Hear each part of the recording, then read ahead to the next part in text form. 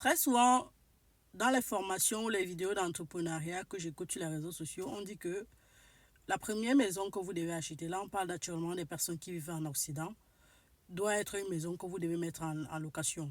Et ça, je suis sûr que c'est tiré du livre de Père riche, Père pauvre, de Robert Kiyosaki. Bon, je ne connais pas son nom, je ne veux pas écorcher.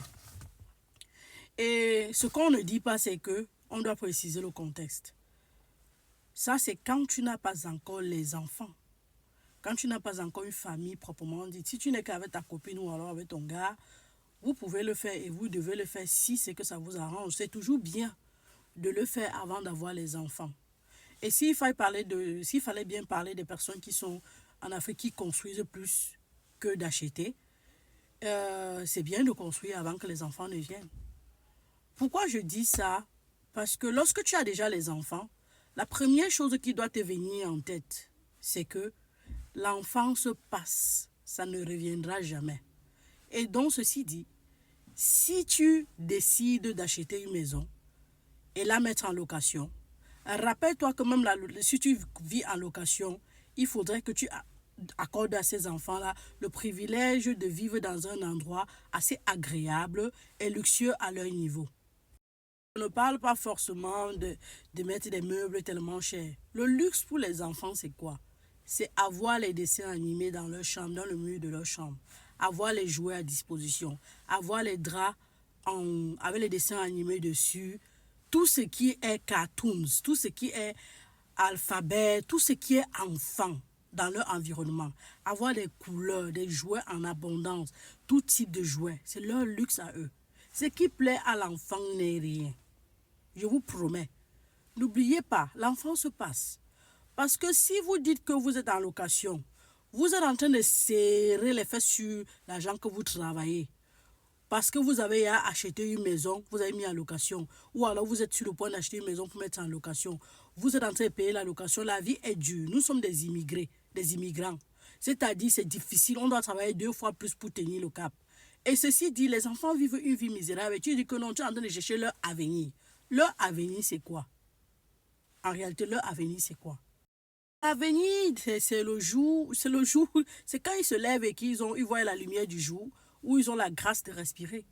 C'est leur avenir. C'est ça qui est leur vie. Ils sont heureux d'avoir papa et maman là, d'avoir papa qui les amène au playground, c'est-à-dire au manège, je sais pas, au playground des enfants, ou alors d'avoir maman qui fait les activités à la maison avec eux, ou qui les amène se balader, qui les amène peut-être au cinéma. C'est leur avenir. C'est ça qui les rend heureux. Parce que si tu cherches tout ça, tu achètes les maisons, là, tu mets en location, après ils décèdent. Donc ils vont décéder n'ayant pas profité de l'enfance où tu pouvais mettre les jouets et du confort des enfants dans leur monde. Et ils vont encore décéder sans même profiter de ce que tu appelais avenir. Moi, je ne comprends pas. Il y a un contraste quelque part. Donc en résumé, donnez aux enfants l'enfance qu'ils méritent, qu'ils ont besoin. Parce que déjà, on sacrifie déjà de leur temps en allant travailler. Le temps qu'on devrait passer avec eux, on vole un peu sur ça, on part travailler. L'argent qu'on récolte de là, au lieu encore d'investir un peu sur eux, on dit encore qu'on garde pour leur avenir. Entre-temps, eux, ils sont en train de dire, mais l'avenir, c'est quoi? Moi, je veux vivre maintenant. Et qu'est-ce qui fait plaisir à l'enfant? C'est rien. Que dire de ces hommes-là qui ne savent pas où on met la couche de leur enfant, ou alors on met la serviette? Ils disent que non, ils travaillent beaucoup pour l'avenir des enfants.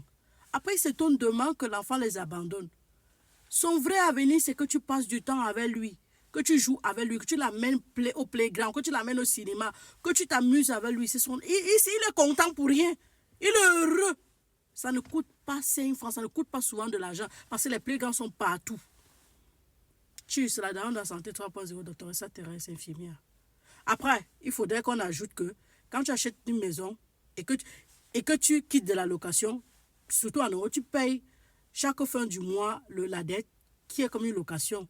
Tu es en train de payer un peu ta maison. Parce que demain, même si c'est que tu n'arrives plus à payer cette maison et que la banque décide de vendre la maison, elle va vendre et le peu d'argent que tu avais payé pendant toutes ces années, on va quand même te remettre ça avec les 10% que tu avais déposés ou les 20% que tu avais déposés.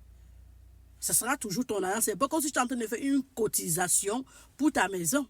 Ça, c'est pour ceux qui sont en Europe, mais pour ceux qui sont en Afrique, quand tu construis, c'est déjà ta maison, tout ça. Après, il faut chercher de quoi vivre et tout ça. Mais Les enfants ont besoin que leur chambre soit décorée. Si vous ne le saviez pas, je vous informe. Tu n'as pas besoin de dessiner sur le mur. Tu peux aller acheter les stickers, les autocollants sur Amazon. Tu peux coller dans leur chambre. Les filles aiment les princesses, les choses des fées, les choses des trucs. Les garçons aiment les choses des voitures, les nombres, les arbres, je ne sais pas trop quoi. Décorez la chambre des enfants. Faites-leur vivre leur moment.